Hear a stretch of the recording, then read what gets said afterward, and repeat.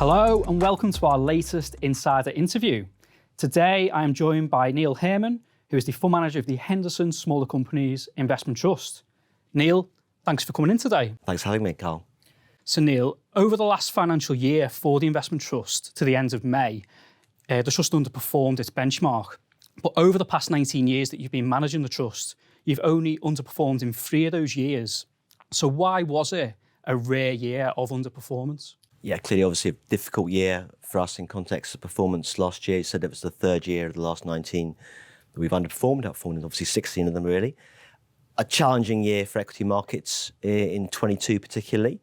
Kind of why is that?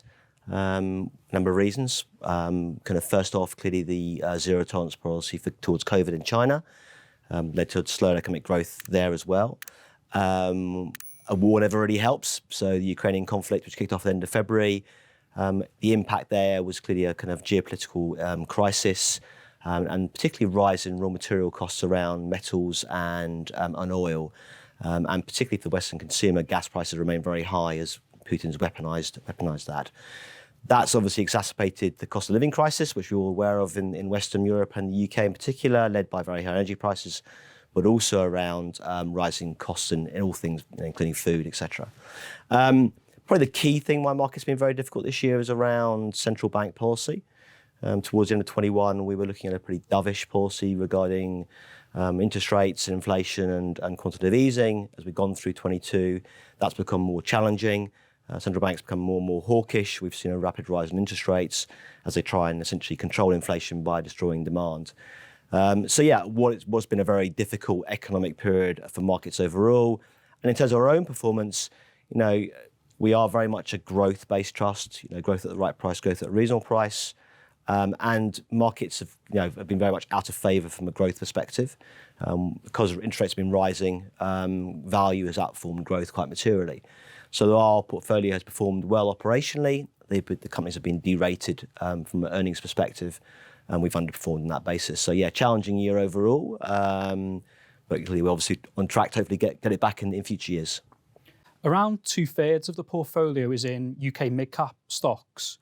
Why has the mid-cap part of the market fared just as badly as the smaller company part of the market? Yeah, I think you look at it in terms of the kind of the breakup of how the UK market's performed this year. Mid and small caps performed quite poorly, down around 20% year to date. And the FTSE's only down to 3 or 4%, clearly materially outperformed. Interesting enough, actually, it's not really the FTSE as a totality it's performed better. It's actually been very much the big mega caps, so the FTSE 20. So the AstraZenecas, GlaxoSmithKlines, BATs, Shell, BPs have done very well. The FTSE 80, the companies below the FTSE 20, have underperformed basically in line with the mid cap and small cap. So yeah, clearly a year where mid and small caps underperform materially. It happens occasionally. And why is that? Really around, there's a degree of flight to liquidity and safety of large cap compared to small cap in times of economic difficulty and market movements. And also the sectoral bias of the FTSE is clearly more defined towards things like oils and pharmaceuticals and staples, which do better in times of economic downturn. So unusual, but the reasons are reasonably understood. And we can clearly believe longer term that mid and small cap can continue to, can obviously get back into performing above the FTSE 100. Given there's been a sell-off in the part of the market that you invest in, is there now plenty of buying opportunities? What have been the newest names to enter the portfolio? Yeah, we are a low turnover portfolio. The average holding period of stocks in the portfolio is around 5 years, so we're not churning and burning the portfolio. There's always a reasonably limited number of names that come into the portfolio any one year. But as you said, it's been a year when clearly share prices have come down a lot, provides a lot of opportunity for looking at new ideas. So a number of ideas we've added to the portfolio this year would include companies like Workspace, provider of kind of short-term leases and rentals in the London South East. Harworth, a land regeneration specialist in the Midlands and the North. Kinetic, a defence services business, clearly benefiting from the increase in defence spend from what's happened in Ukraine. Trainline, the online app for buying rail tickets, and Rathbones, private client wealth manager. We think the long-term structural demand for wealth is clearly going to increase. So a number of new names in the portfolio during the course of this year. And among your existing holdings, have you been seeking to top up positions in share prices that you think have fallen too far? Very much so. So, I talked about a few new names about we added to the portfolio, and the context we are low turnover and there's not huge churn. I would say this year we've added less new names than normal. So I think I went through 4 or 5 with you literally a kind of minute ago. Typically we add about 15 new names in any one year, and this year is about 6 or 7. So a much lower level of new purchases. And to be honest, why is that? Well, because we think there's a lot of value in our existing portfolio. Share prices have come back a long way this year. As I said before, the operational performance of our portfolio has remained very sound. They've delivered the growth we expected, the earnings growth and performance generally, but their share prices have come back a long way because of that derating by the market of growth stocks.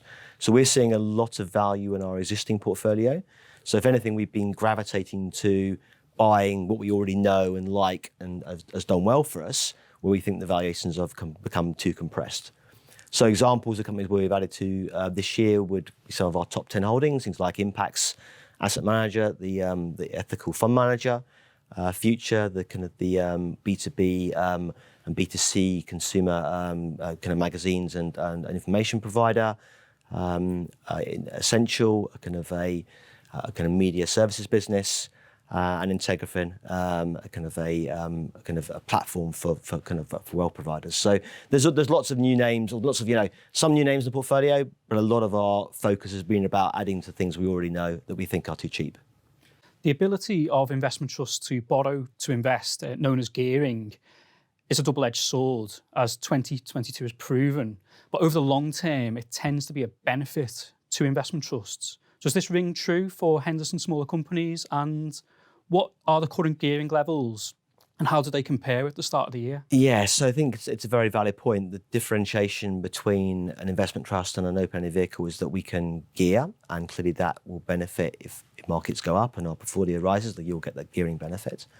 As you pointed out, 22 has been a year when gearing has been a negative contributor because markets have fallen. But if you think of the long-term performance of the trust, and over the last 20 years, we've produced like 13% compound returns. A portion of that's come from the fact we've been gearing over that period of time. So we think gearing is a positive thing. Ultimately, markets do tend to rise. They are kind of, essentially kind of proxies or betas on GDP growth. This year, we started the year gearing around 9%. We're now about 11%. That's really a function of the fact that as the value of the portfolio shrunk this year, unless we kind of sell the portfolio, gearing will rise. It's more a function of not taking a deliberate decision to buy more and more. It's more the fact the markets have fallen. So this year not being the year to have that gearing in place, it's been detrimental to performance. But fundamentally, with the long term, it's the right thing to have. That's all we have time for today. For the rest of our insider interviews, you can check out our YouTube channel, where you can like and subscribe. Hopefully, see you next time.